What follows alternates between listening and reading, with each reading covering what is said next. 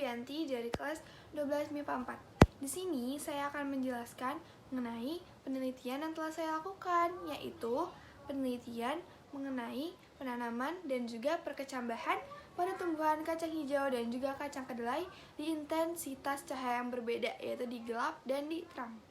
Oke, sekarang aku mau ngasih tahu nih bahan dan alat apa aja sih yang akan kita pakai dalam penelitian ini, yaitu ada alat tulis, gelas plastik, kapas, kacang hijau, kacang kedelai, terus mangkok sama air. Oke, selanjutnya saya akan menjelaskan mengenai cara kerja yang harus dilakukan saat melakukan penelitian.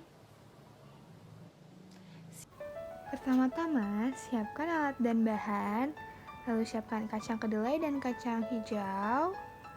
Setelah itu, rendam kacang hijau dan juga kacang kedelai. Dan kita diamkan selama 1 malam.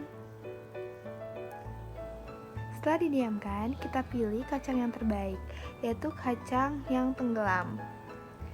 Habis itu, kita masukkan kacang ke dalam gelas plastik yang udah diisi kapas.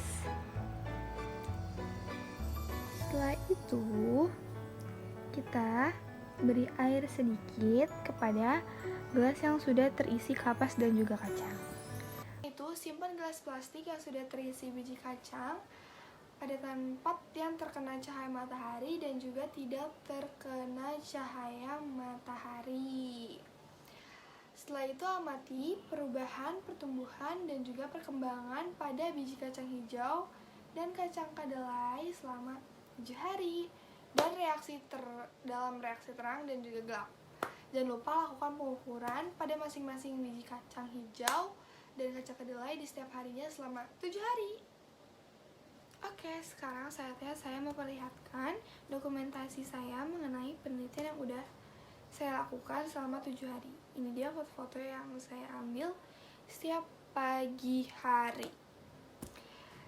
Tuh, ini ada tanaman biji kacang kedelai dan kacang hijau di intensitas cahaya yang terang. Ini ada hari pertama, kedua, ketiga, dan di sini keempat, kelima, keenam, ketujuh. Nanti untuk sentimeternya saya tulis di bawah fotonya ya. Selanjutnya, saya juga mau memperlihatkan dokumentasi saya pada tanaman kacang hijau dan juga kacang kedelai di intensitas cahaya yang gelap. Ini dia. Ini yang atas tuh hari pertama, kedua, ketiga sama kayak yang tadi. Di bawah hari keempat, kelima, keenam, dan ketujuh.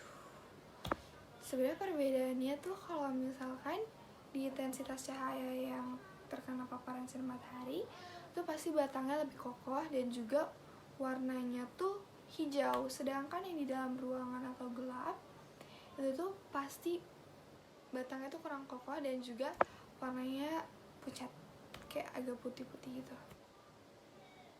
Dan untuk yang di gelap ini sentimeternya udah saya tulis juga di bawah fotonya juga. Baik, berdasarkan pengamatan disimpulkan bahwa perkecambahan dipengaruhi oleh faktor cahaya dan juga faktor hormon. Walaupun faktor yang lain ikut mempengaruhi, tapi salah satunya yaitu faktor cahaya dapat dilihat bahwa kacang hijau yang ditempatkan di daerah berintensitas cahaya yang kurang atau gelap akan memiliki pertumbuhan yang lebih cepat dibandingkan dengan kacang kedelai yang diletakkan di tempat berintensitas cahaya atau yang terang. Dikarenakan hormon auksin yang dipengaruhi sedikit atau tanpa cahaya matahari akan merangsang perpanjangan sel-sel pada titik tumbuhan primer. Namun, kondisi tumbuhan yang baik akan dialami oleh kacang kedelai dengan pengaruh cahaya lebih banyak atau tumbuhnya yaitu lebih kokoh, daunnya berkembang sempurna dan berwarna hijau. Namun, batangnya lebih pendek. Sekian video dari saya. Assalamualaikum warahmatullahi wabarakatuh.